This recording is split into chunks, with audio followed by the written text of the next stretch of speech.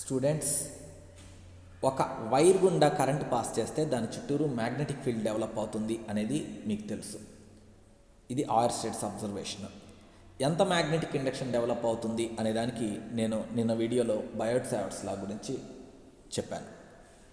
అయితే ఇప్పుడు పర్టికులర్గా ఒక కరెంట్ క్యారింగ్ సర్క్యులర్ కాయిల్ గుండా కరెంట్ పాస్ అవుతూ ఉంటే, అంటే ఒక సర్క్యులర్ కాయిల్ గుండా కరెంట్ పాస్ అవుతూ ఉంటే ఆ కాయిల్ యొక్క యాక్సిస్ మీద ఏదైనా ఒక పాయింట్ పి దగ్గర మ్యాగ్నెటిక్ ఇండక్షన్ ఎంత అనేది ఇప్పుడు డిరైవ్ చేద్దాం.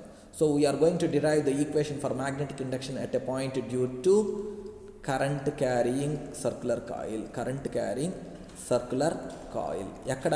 On its axis. ఆ సర్క్యులర్ కాయిల్ యొక్క యాక్సిస్ మీద. సో అది ఎలా చేస్తామో చూడండి. సో దానికోసం నేను ఫస్ట్ ఏం చేస్తున్నాను అని అంటే, ఒక సర్క్యులర్ కాయిల్ని తీసుకుంటాను. సో ఇది ఒక సర్క్యులర్ కాయిల్ అని అనుకుంటాను. దీని యొక్క యాక్సిస్ తీసుకోవాలి. దాని మీద ఒక యాక్సిస్. సో యాక్సిస్ అంటే కరెక్ట్గా సెంటర్ నుంచి పాస్ అవుతుంది. Suppose this is the axis of the current carrying circular coil అని అనుకుందాం. మనకు ఈ సర్క్యులర్ కాయిల్ మీద ఏదైనా ఒక స్మాల్ ఎలిమెంట్ కన్సిడర్ చేద్దాం. స్మాల్ ఎలిమెంట్, ఇలా చిన్న ఎలిమెంట్ని కన్సిడర్ చేశాం. చిన్న ఎలిమెంట్, దాని యొక్క లెంగ్త్ వచ్చేసి డిఎల్ అని అనుకుంటాను. Let DL is this, d small l is the length of the element considered. నేను తీసుకున్న ఈ సర్క్యులర్ కాయిల్ యొక్క రేడియస్ ఉంది కదా, ఆ రేడియస్ వచ్చేసి క్యాపిటల్ ఆర్ అని అనుకుందాం. ఆ రేడియస్ వచ్చేసి ఎంత అనుకుందాం అంటే క్యాపిటల్ ఆర్ అనుకుందాం. Let capital R is the radius of the circular coil. Okay, let there is a point P. ఇక్కడ ఒక పాయింట్ పి ఉందనుకుందాం. ఈ పాయింట్ వచ్చేసి, ఈ పాయింట్ దగ్గర మనకు magnetic induction due to the current carrying circular coil ఉంది కావాలి అనుకుందాం. సపోజ్ ఈ పాయింట్ పి వచ్చేసి యాక్సిస్ నుంచి ఎక్స్ డిస్టెన్స్లో ఉంది అనుకుందాం. యాక్సిస్ నుంచి ఎంత డిస్టెన్స్లో ఉంది? స్మాల్ ఎక్స్ డిస్టెన్స్లో ఉంది అని అనుకుందాం. అండ్ ఈ పాయింట్ పి నుంచి మాత్రము ఎంత డిస్టెన్స్లో ఉందంటే స్మాల్ ఆర్ డిస్టెన్స్లో ఉంది అనుకుందాం. Okay, current carrying circular coil యొక్క సెంటర్ నుంచి అయితే ఎక్స్ డిస్టెన్స్, కానీ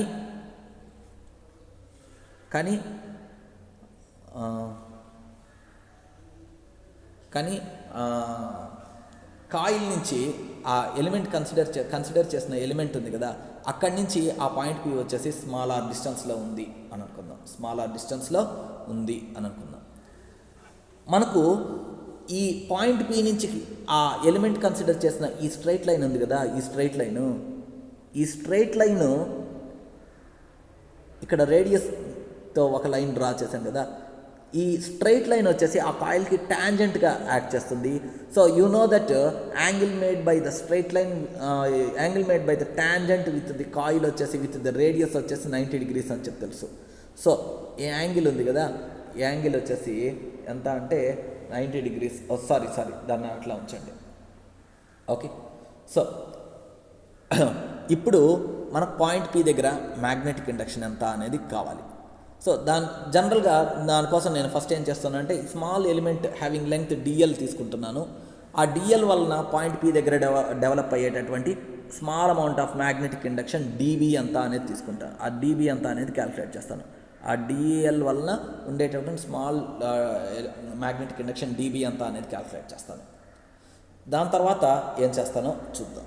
ఓకేనా? సో జనరల్గా మనకు డీబీకి ఈక్వేషన్ ఏంటి? D B equal to μ0/4π into I d l sine theta by r square అని అనమాట.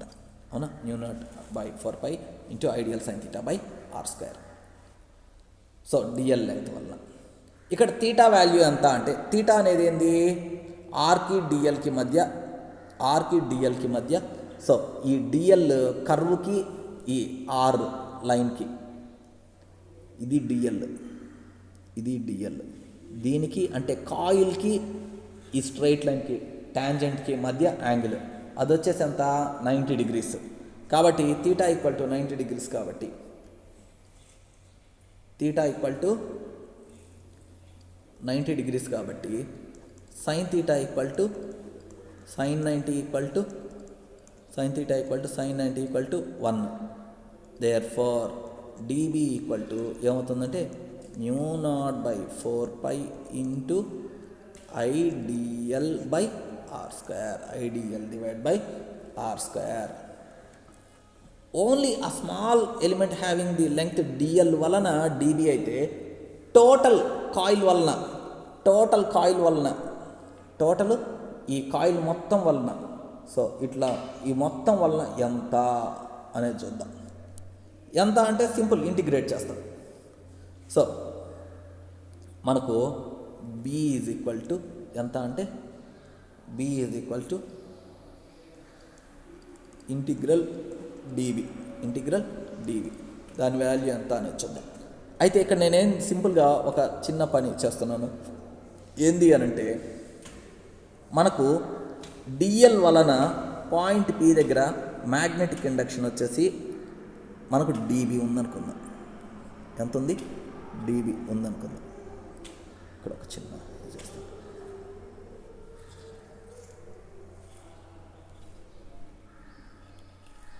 డిబి ఉందనుకుందాం. దీని వాల్యూ ఎంత అంటే డిబి. దీన్ని 2 కాంపోనెంట్స్గా రిజాల్వ్ చేస్తాను. ఒకటి అలా, ఇంకోటి దానికి పర్పెండిక్యులర్గా. సో పాయింట్ పి దగ్గర మ్యాగ్నెటిక్ ఇండక్షన్ మామూలుగా అయితే డిబి, ఇక్కడ యాంగిల్ తీటా ఫామ్ చేస్తుంది అనుకుందాం. ఇక్కడ యాంగిల్ ఎంత? తీటా ఫామ్ చేస్తుంది అనుకుందాం. యాంగిల్ తీటా ఫామ్ చేస్తుంది. ఆ డిఎల్ లెంగ్త్ వలన డిబి ఫామ్ అయింది. మరి ఈ ఎక్స్ డైరెక్షన్లో ఉండేటటువంటి కాంపోనెంట్ అంతా అంటే డిబి కాస్ తీటా, అంతే కదా. మనకు కాంపోనెంట్స్ రిజాల్వ్ చేస్తే డిబి కాస్ తీటా అవుతుంది. ఈ పర్పెండిక్యులర్ డైరెక్షన్లో ఇక్కడ ఉండేది ఎంత అంటే డిబి సైన్ తీటా,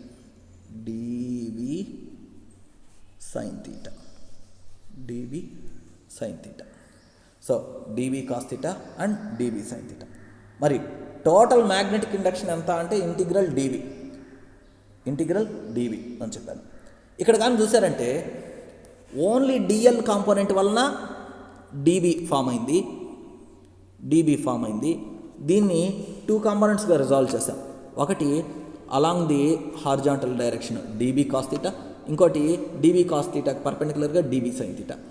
మనకు ఇక్కడ కన్సిడర్ చేసిన ఎలిమెంట్ వలన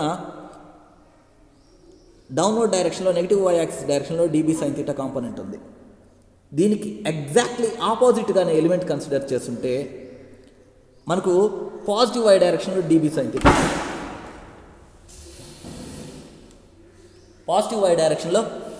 తీటా, ఉండేది. సో మనకు ఈ వర్టికల్ కాంపోనెంట్స్ అన్నీ అంటే ఇటువంటి చిన్న చిన్న కాంపోనెంట్స్ని త్రూ అవుట్ ద కాయిల్ కానీ కన్సిడర్ చేసాము అని అంటే ఈ వర్టికల్ కాంపోనెంట్స్ అన్నీ ఒకదాంతో ఒకటి క్యాన్సిల్ అయిపోతాయి. సో మనకేం మిగులుతాయంటే ఓన్లీ హార్జాంటల్ కాంపోనెంట్స్ మిగులుతాయి.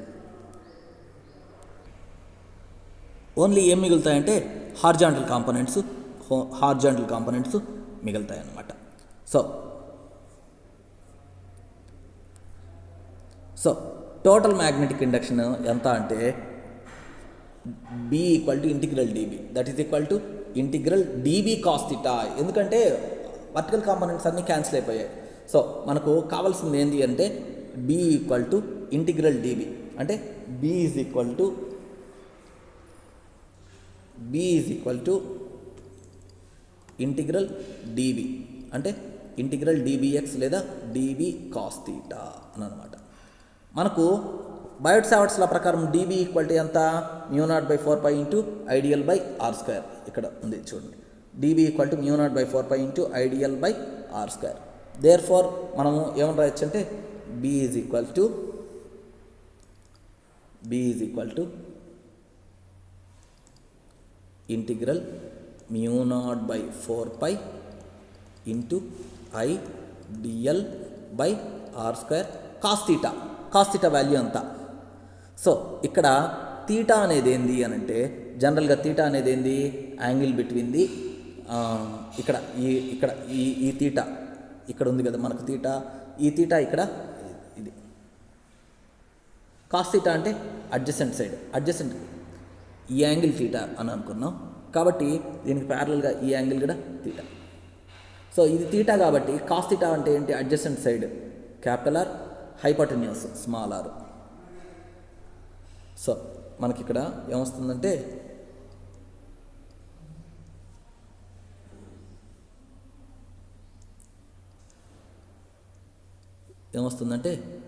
Adjacent side capital R divide by hypotenuse small r అని వస్తుంది.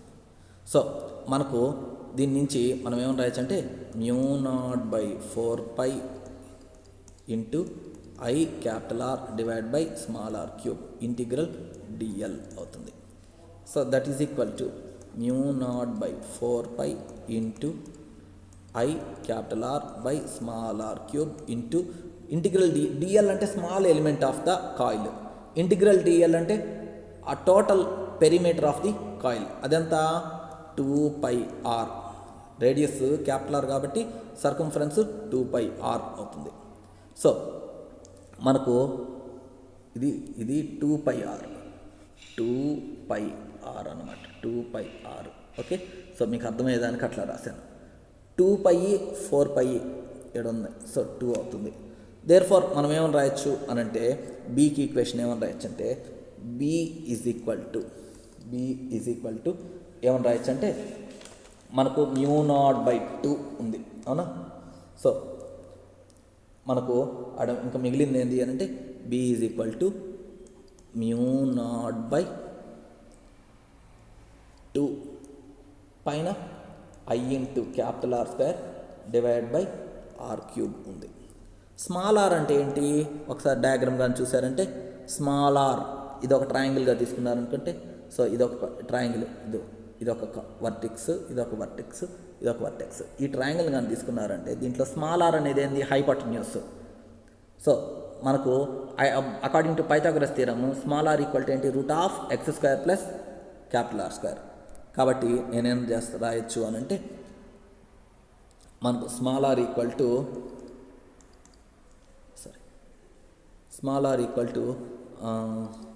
√(x² ప్లస్ r² అవుతుంది. కాబట్టి దీని నుంచి బి ఈక్వల్ టు ఏమని రాయొచ్చు అంటే μ0I capital R square divide by 2 into small are అంటే √(x² ప్లస్ r² అంటే x² plus r² whole power 1/2 అంటే x² plus r² whole power 3/2.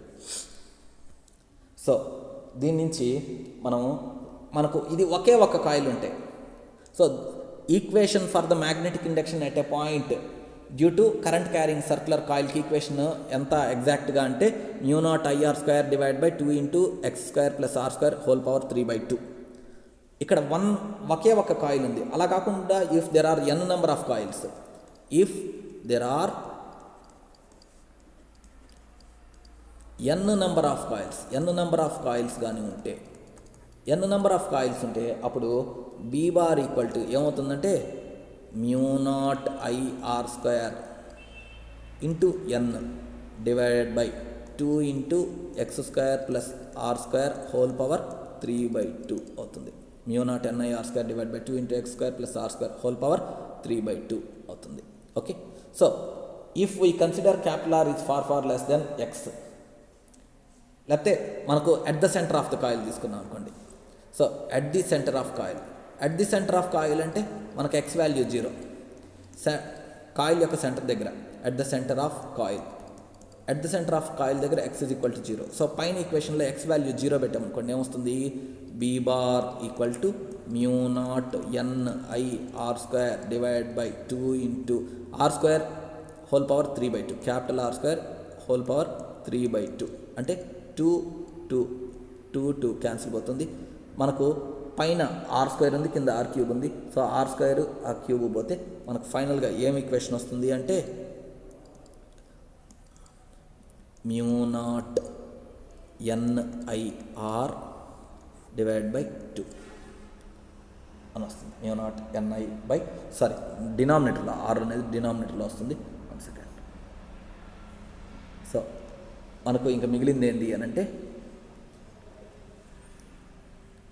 Equation B bar equal to mu naught n I divide by 2r. ఒకే ఒక coil ఉంటే mu naught I by 2r, n number of coils ఉంటే mu naught n I by 2r. ఎక్కడిది? At the centre of the coil అయితే. అదే axis మీద ఏదైనా point దగ్గర అయితే mu naught I R square divide by 2 × x square plus r square whole power 3/2. ఈ derivation 4 మార్క్స్కి ఇంపార్టెంటే, ఈ ఫైనల్ ఈక్వేషన్స్ 2 మార్క్స్కి ఇంపార్టెంట్. సో చూసుకోండి. Thank you.